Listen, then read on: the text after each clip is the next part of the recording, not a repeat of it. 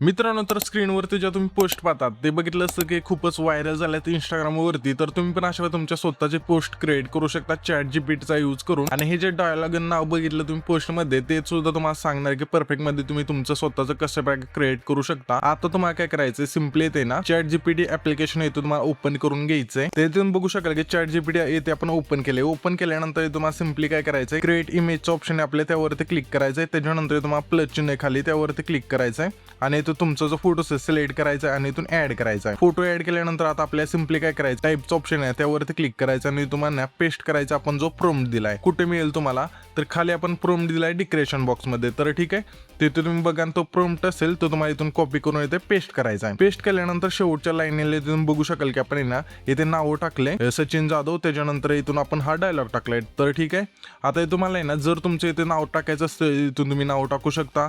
जर तुम्हाला फक्त आडनाव टाकायचं असेल इथून तुम्हाला आडनाव टाकायचं ते टाकू शकता. जे पण येतं तुम्हाला तुमचं नाव टाकायचं ना, जे आपण बॅनरवरती येणार आहे ते, तर सिम्पली तुम्हाला ते नाव टाकायचं. टाकल्यानंतर हा जो आपला डायलॉग आहे ना मराठीमध्ये आपण लिहिलाय, तो तुम्हाला इथून तुमचा जर कोणता डायलॉग असेल तो जो तुम्हाला इथे टाकायचा तो सुद्धा इथून तुम्ही टाकू शकता.